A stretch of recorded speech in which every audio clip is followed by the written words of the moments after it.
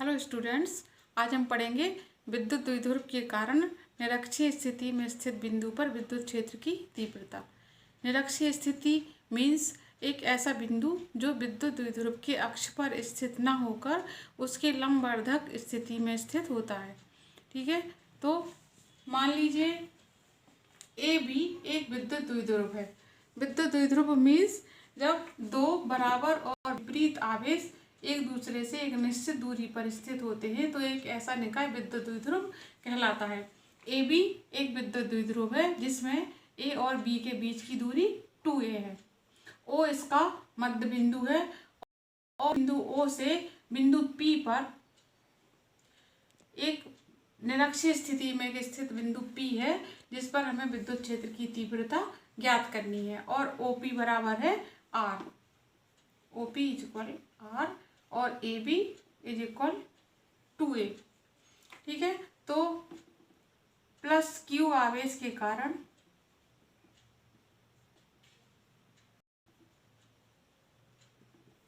बिंदु P विद्युत क्षेत्र की तीव्रता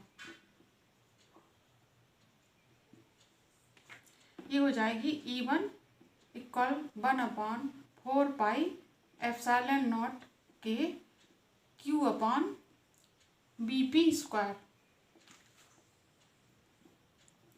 BP दिशा में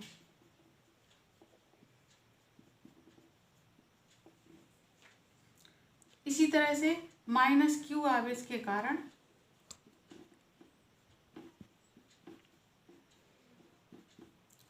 बिंदु P पर विद्युत क्षेत्र की तीव्रता E2 equal 1/4 pi epsilon not के Q अपॉन AP स्क्वायर और इसकी दिशा होगी PA दिशा में। एप्सिलॉन 4 पाई एप्सिलॉन नॉट एक कांस्टेंट है और K है माध्यम का परावैद्युतांक।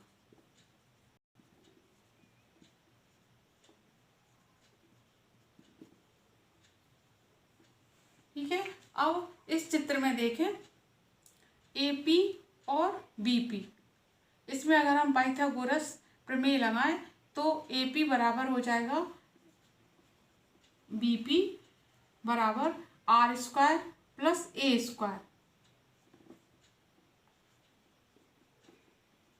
Plus A square. तो समीकरण नंबर 1 और 2 से, समीकरण 1 तथा 2 से क्या हो जाएगा? E1 बराबर E2। जब E1 बराबर E2 है तो परिणामी विद्युत क्षेत्र E बराबर E1 माइनस E2 बराबर 0। तो इस स्थिति में हम क्या करते हैं कि E1 को और E2 को उनके लंबवत और क्षैतिज घटकों में वियोजित करते हैं, जैसे चित्र में दिखाया है। ये है E1 की दिशा है BP और E2 की दिशा है PA। इसको हमने लंबवत घटकों में वियोजित किया E1 बाई और E2 बाई इस तरह से, और इसका जो क्षैतिज घटक है वो है E1x, यहाँ पर E1x और E2x। ठीक है, तब यहाँ पर E1 बाई और E2 बाई एक दूसरे के बराबर और विपरीत हैं, तो बराबर और विपरीत होने के कारण एक दूसरे को निरस्त कर देते हैं। तो परिणामी तीव्रता E बराबर हो जाएगी E is equal E1x plus E2x। ठीक है, अब यहाँ पर x क्या है? इसका क्षैतिज घटक E1 और E2 का क्षैतिज घटक और थीटा है इसके बीच का एंगल। मान रखने पर इसका मान रखेंगे और चूंकि E1 बराबर है E2 तो ये हो जाएगा 2E1, किसी एक का मान रख देंगे, या तो E1 का या E2 का, और उसका x घटक E1 is equal to E1 का मान रख दे 1/4πε0 के Q/BP²। E इक्वल हो जाएगा 1/4πε0 के 2Q और BP² इंटू इनका x घटक है इसका cos theta into cos theta और AP बराबर BP इसका मान है R² + A²। ठीक है, अब cos थीटा की वैल्यू निकालेंगे। cos थीटा अब इस त्रिभुज में ले लें POB में, त्रिभुज POB में cos थीटा इक्वल हो जाएगा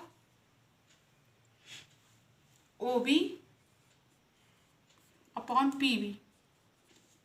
ये OB/PB, OB बराबर है A और PB बराबर यहाँ से PB या BP बराबर है, ये हो जाएगा R²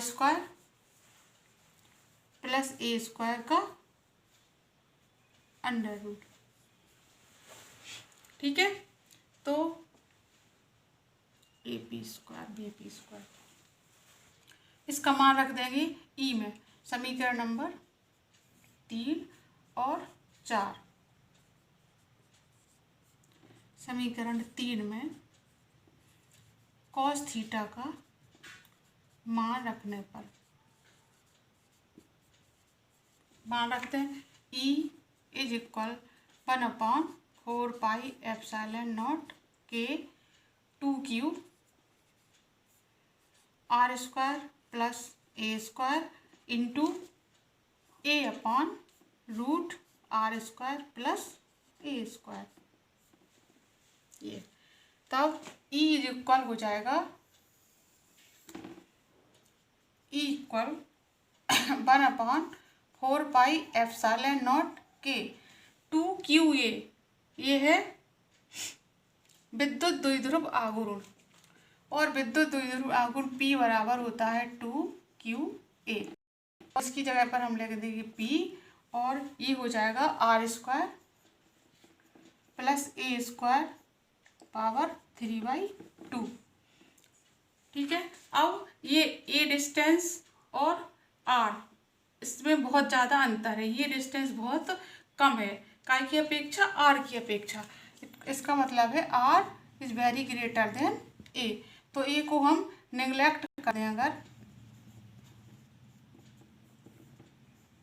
तो E इक्वल हो जाएगा 1/4πε0 के P/R3। ठीक है, तो निरक्षीय स्थिति में स्थित बिंदु P पर विद्युत क्षेत्र की तीव्रता ये हो जाएगी और न्यूटन पर कूलम। ओके।